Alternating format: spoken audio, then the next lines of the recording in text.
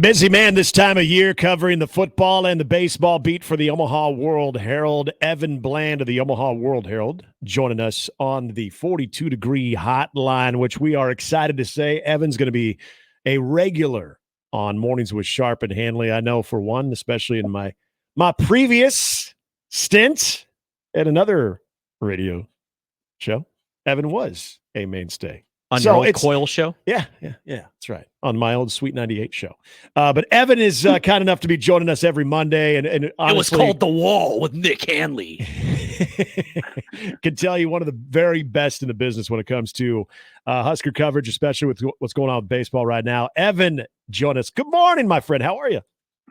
Morning. Doing all right. Yeah, this is a verbal contract moving forward. So I don't know if we need anyone to sign something here. Evan's one of those OGs that you could just have a good old handshake deal. No, you just have to provide your email address, but Nick will explain that off the air. Yeah, your email address and the last four of your social, and we'll get things going. And it's totally legit, Evan. Don't have to worry about a thing, okay? Okay, I got a few trust issues here. We'll lean into it, though. I do want to talk a little football a little bit, but let's pick up from where the weekend left us. And I was talking about this, Evan. It's such an interesting way to look at what is a positive weekend for Nebraska baseball. They win the series. You all of a sudden you bring a Indiana series winning streak of 5 games to a halt. Nebraska has put themselves a half game out of first with 3 games to go in the regular season. You lose because of the bullpen on Friday, but couldn't we say you also won the series because of the bullpen on Saturday and Sunday? It's a very odd feeling today of what we can trust when it comes to late innings with this staff. For sure. I mean, if you would have said in mid-March that Nebraska wins a couple must-have games against Indiana because Caleb Clark comes through, because Drew Christo comes through, I don't know that the level of confidence is all that high, but it was absolutely a theme. And I think you could throw Jackson Brockett into that mix too, of guys who began the year they've had up and down careers. Maybe their stock hasn't necessarily been that high, but they've really earned it. Each of those guys individually over the last month. And I mean, there's no doubt, like Caleb Clark, and Will Bolt said it after the game. He was the reason they won. He allowed, bought time for Cole Evans to be the hero late. And then Drew Christo, I mean, he's a guy who the last few outings, it's like, well, maybe he can go 1 or maybe 2. And he goes 4 against a really strong Indiana lineup to finish it off, takes the baton from Brockett. So, it's such a fascinating pitching staff, I think, this year, because you've had guys that started strong that have faded, and then you've had guys who have had really rough starts who have now become probably the most trusted high leverage arms on the team. And so, they're kind of figuring out as they go. They've lost a few in spectacular meltdown fashion, but at the end of the day, here they are again, another weekend winner on the brink of, being a potential Big Ten champ this week. And I think they've kind of found some confidence as they've pulled out of that little 3-game skid that cost them a chance at, being in that hosting conversation. If there's one thing that you feel extremely confident on the positive side about Nebraska that could give them a lengthy stay in Omaha during the Big Ten tournament and then subsequent an NCAA tournament, what is the one thing right now, Evan, that you say this will travel, this will be present in Omaha, and this can be present in the NCAA tournament? I still think it's the starting pitching, and that's what we've seen on the weekends. That's why they're able to win 11-13 weekend series. That's why they're in the mix in the Big Ten, is because Brett Sears has been that good. Mason McConaughey's been that good. He had maybe his best outing as a Husker in a key spot this Saturday. And then, the emergence of Jackson Brockett, I think, as the number 3 guy is absolutely notable. They thought enough of what he's done to pull him after that brief outing against South Dakota State to let him go, 5 innings against Indiana. I think, that's a really interesting twist. They like the curveball. You kind of get into the weeds on the analytics. They like his release point, how close it is to the plate. I guess it's unusually close. It kind of gives batters less time to react. Mm-hmm. So I think you feel pretty good about those three starters. And you look around the Big Ten, and I mean, there might be an ace, maybe a number 2 guy on some of these other squads, but I just don't see the pitching depth that Nebraska has as far as its maybe first 3 starters. And then you could go Will Walsh, number 4, and he had a shutout in the Big Ten tournament last year. So I just think Nebraska's better set up to where, like, if you get into that 3rd or 4th game in the tournament, like, I think it's absolutely advantage Nebraska for the most part there. So, the offense comes and goes. It kind of, it's hot or cold depending on whether it wants to get clutch hits on a given day. I do think the defense has been better, but to me, it's been those starting arms. And if you can get 5 or 6 from each of your guys off the jump, then that really alleviates the pressure on the bullpen. I think it puts them in a better situation than pretty much anybody else in the league right now. Evan Bland joining us from the Omaha World Herald here on 1620 The Zone. You mentioned the offense. This is still a squad that's hitting just a shade under 300. It's a squad, though, when you look throughout the lineup, there's a lot of dudes that are hitting 300, but it's not power numbers. There are on-base percentages that vary. You mentioned clutch hitting.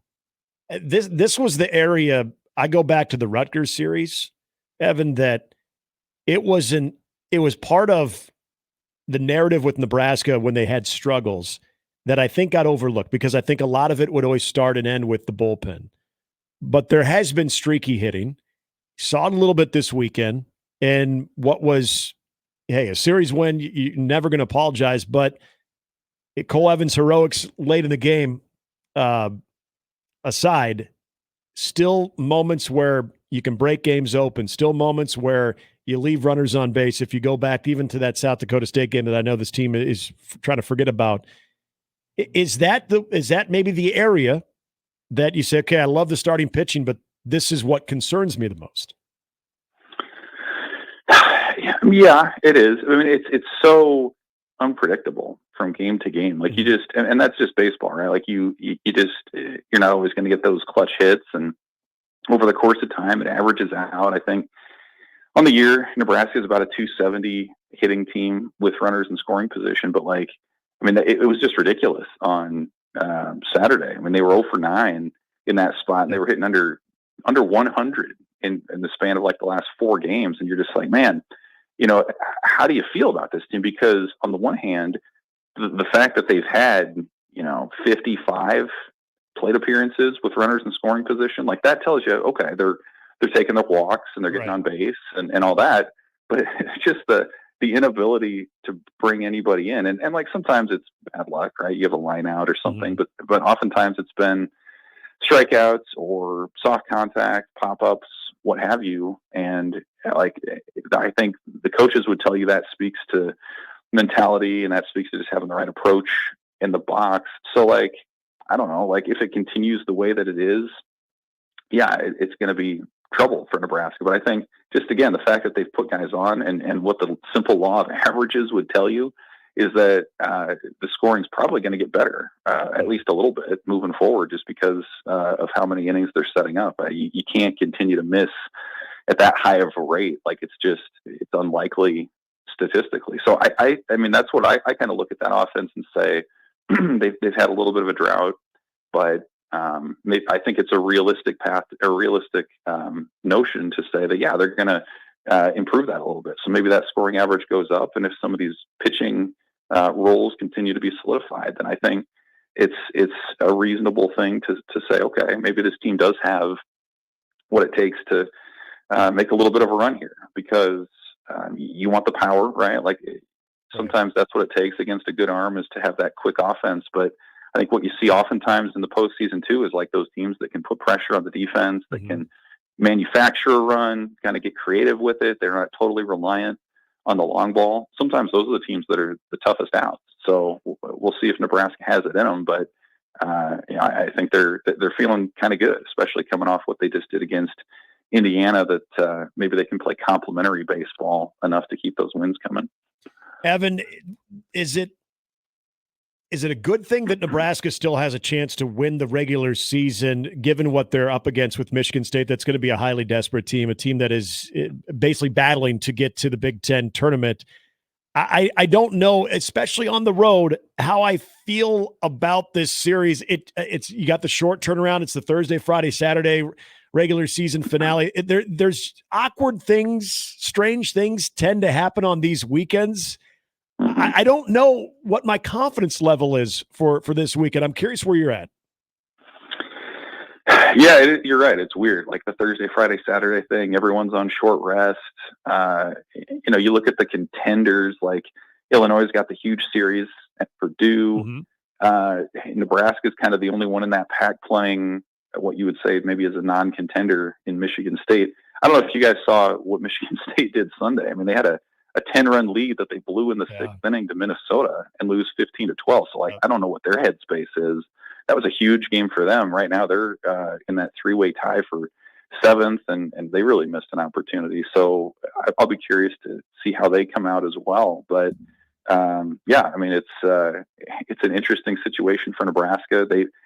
I'll have a little scenarios tiebreaker story here out this morning. But you look at if they were to win 2 out of 3 at Michigan State, which is obviously what they've done most of the season, then that they would have the tiebreaker on everybody. And at that point, you're just waiting out Illinois and see how that series goes. So you win 2 out of 3, you're guaranteed to be a top 2 seed in the Big Ten tournament, which obviously is nothing to sneeze at. And I think maybe this has gone a little bit under the radar, but like after that Friday loss to Indiana, Nebraska's RPI was down to 38, which is right on the fringe of that bubble for the NCAA tournament. So the fact that they were to come back and win that series the way that they did was huge on that level as well. So Nick, you know as well as anyone, when Nebraska wins the Big Ten in baseball, they always do it on the road in these weird settings. And so I think at Michigan State would qualify for that as well. But they're absolutely in the mix. They you win the series and you kind of hope maybe Purdue can take a couple from Illinois. Do we know it can, and maybe you can work on this in the next couple of days. Can we confirm that Purdue does have a functioning tarp and they will be ready to put it on if need be?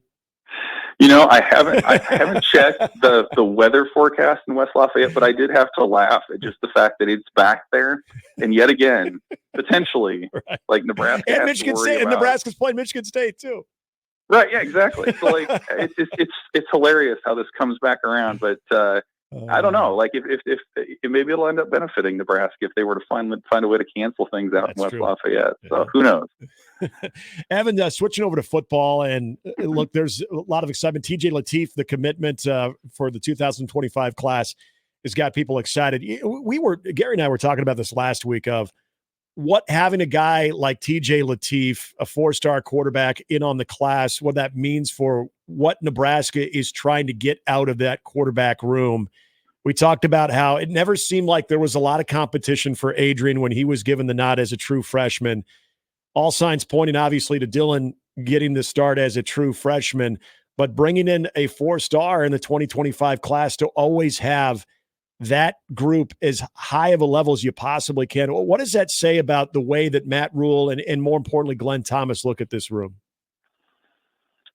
Well, I mean, they said all spring that they want the quarterback room to be a little bit bigger, right? Like the room as it's currently constructed is not necessarily what you're looking for, where you've got, Harburg, who's really been a quarterback for like a year at the college level, and you've got 2 true freshmen who just happen to be here early. That's not ideal. Like, you want a little experience. You probably want a 4th scholarship quarterback.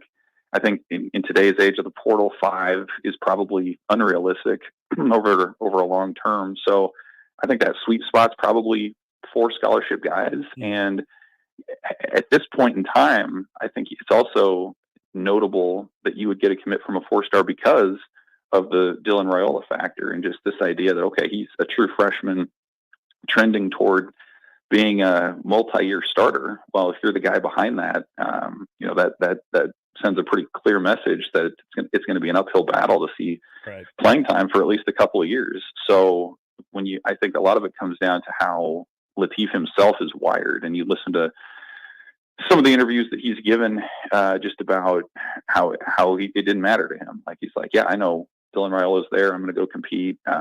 Sometimes it takes a confidence level that high for a guy to embrace it and to say, okay, maybe at this moment, the path to playing time isn't the most ideal, but I think it speaks to the faith he has in the coaching staff and the system, and maybe some of the other skill players that are there. And like he said, like one of the top priorities for him was to go to a place where he was wanted.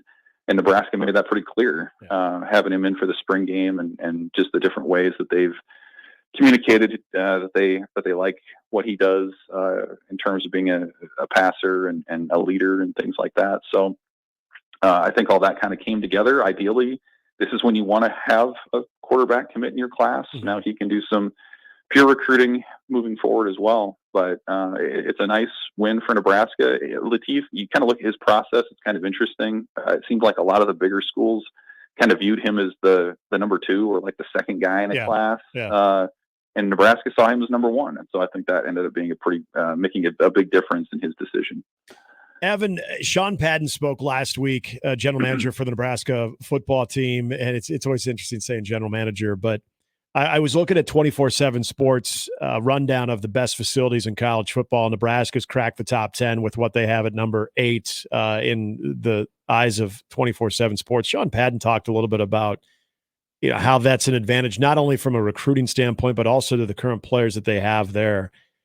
How much of what they currently have at their disposal, in your opinion, when we think about all of the different things that could play a role in Nebraska to get back to success and being able to maintain that success, when it comes to its facilities and a lot of the high technology that they have available, how big of a role do you think that can ultimately play if we're looking at Nebraska here in the next 3 years where they're adjusting that floor to, say, 6 or 7 wins and maybe reaching higher when it comes to the ceiling type of this conversation?